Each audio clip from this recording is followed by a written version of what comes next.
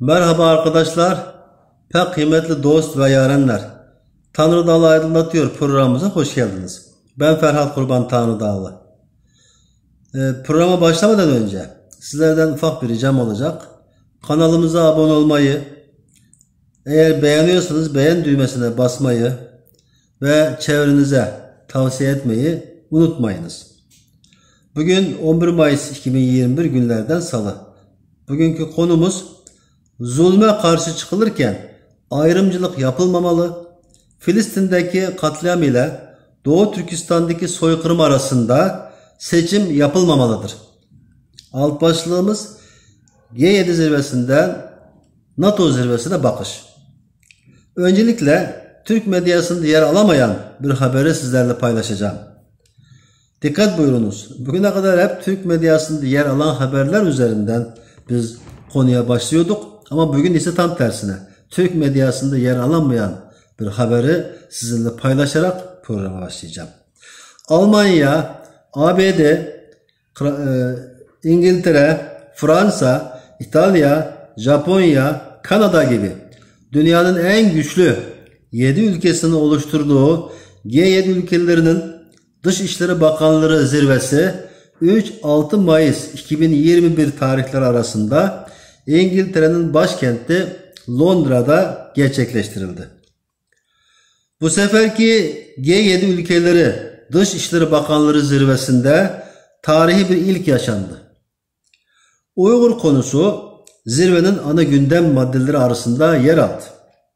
Genellikle dünyanın en acil ekonomik ve siyasi konularının müzakere edildiği bu zirvede Uygur konusunun ele alınması tarihte bir ilk olmakla birlikte Uygur konusunun en üst düzeyde gündeme gelmesidir.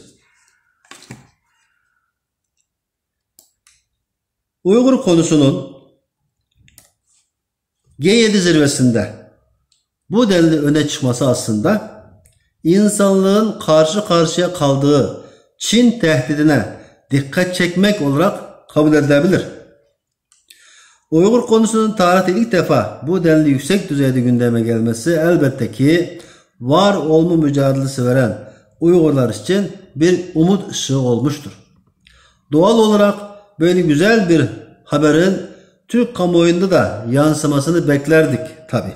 Ancak Doğu Türkistan davası Türkiye'de hiçbir zaman Filistin davası kadar önem kazanamadığı gibi Uygurlar da hiçbir zaman Filistinli kardeşleri kadar ilgi çekmeyi başaramamıştır. Nitekim gene öyle oldu.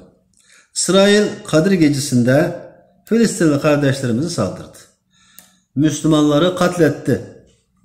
Bu durum tabii ki infiala sebep oldu. Kaç gündür ülkemizde bütün haberlerin ilk sırasında bu konu yer alıyor. Gece boyu süren açık oturumun konuları tabii ki bu konuya odaklanmış durumda. Filistin konusunda her düzeyden, her kesimden açıklamalar peş peşe gelmekte.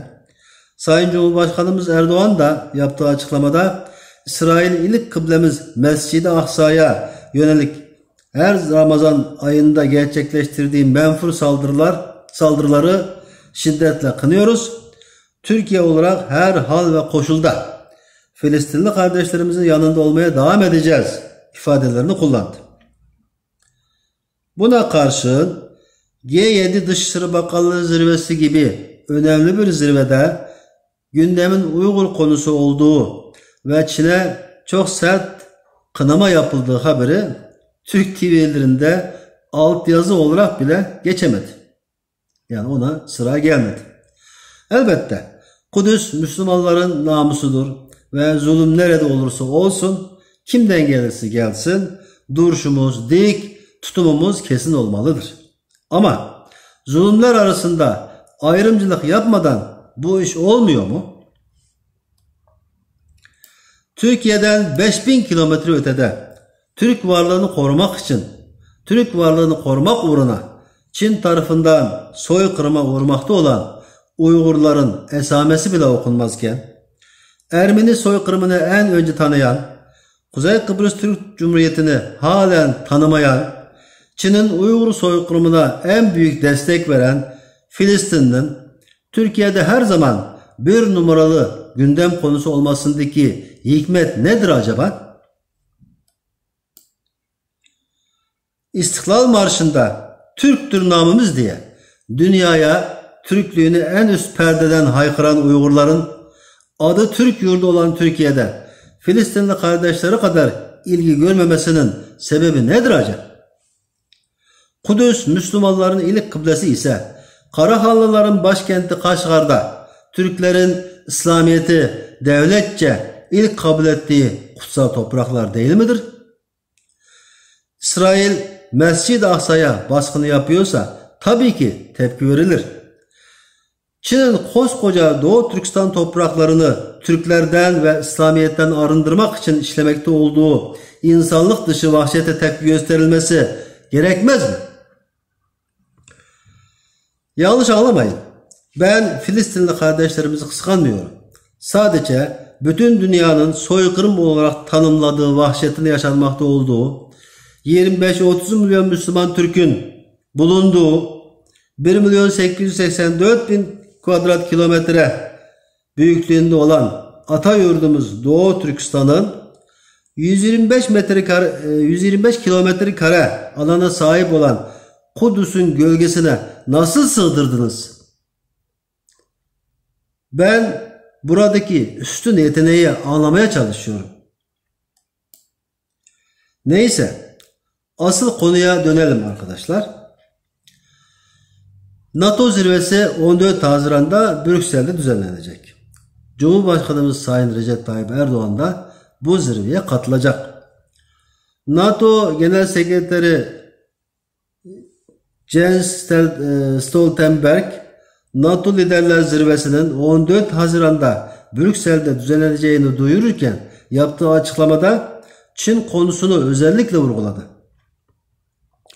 Bu defaki G7 ülkeleri Dışişleri Bakanları Zirvesi'nde gündeme gelen konu başlıklarına bakılacak olursa NATO zirvesinde Uygur konusunun gündeme gelmesi ve Çin'e karşı cephenin genişlemesi söz konusu olabilir.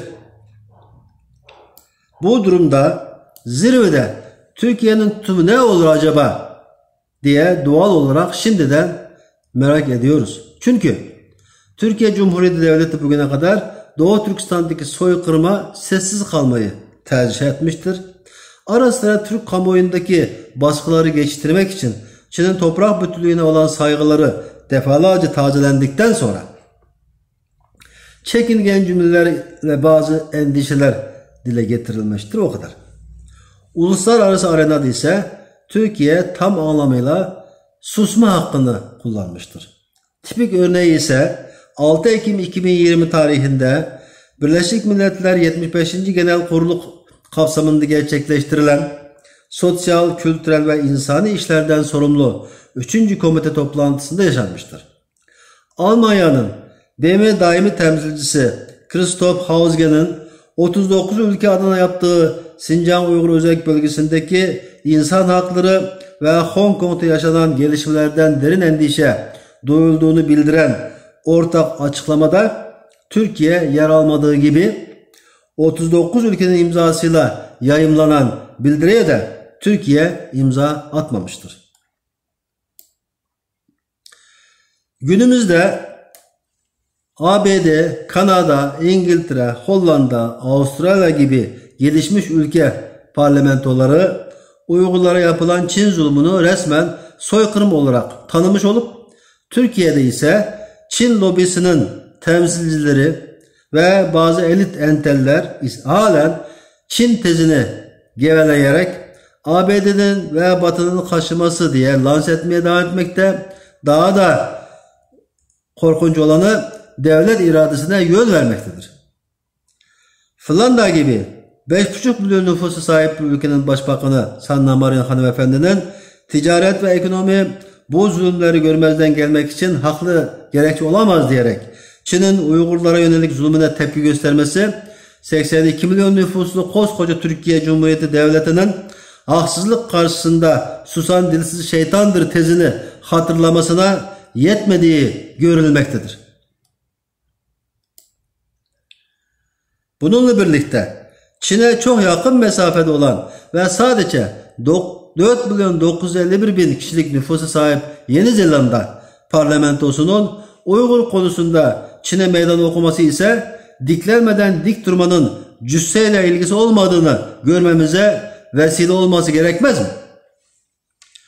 Ömrünü Türk milletinin ortak geleceği için adamış, Doğu Türkistan davasının efsane lideri İsa Yusuf Altekin Hazretleri her zaman şunu söylerdi. Gönül arzu eder ki Türkistan meselesinin halledilmesi davasında öncülük şerefi Türkiye'nin olsun. Ancak günümüzde ise biz sadece ümit ediyoruz ki Türkiye Cumhuriyeti Devleti Doğu Türkistan ve Uygur Türkleri konusunda en azından dünya devletleriyle yan yana dursun. İnsanlıkla aynı safta yer alsın. En son gerçekleşen Türk Konseyi'nde Uygur'un adı bile geçmemiş ama Sayın Cumhurbaşkanımız Türk Konseyi'nde Filistin konusunu özellikle gündeme getirmişlerdi. Önümüzdeki NATO zirvesinde Sayın Cumhurbaşkanımızdan zulme karşı haykırırken ayrımcılık yapmamalarını, Doğu Türkistan'daki soykırım ile Filistin'deki katliam arasında seçim yapmadan dünya 5'ten büyüktür, bu 5'in içinde Çin de vardır demelerini diliyor ve bekliyoruz. Zira Uygur Türklerinin yeryüzünden silinmeden ayakta kalması aziz Türkiye'miz ve Türk dünyasının geleceği için hayati önem taşımaktadır. Bu vesileyle gelecek Ramazan bayramınızı şimdiden kutlar, sağlık ve esenlikler dilerim efendim. Hoşça kalınız.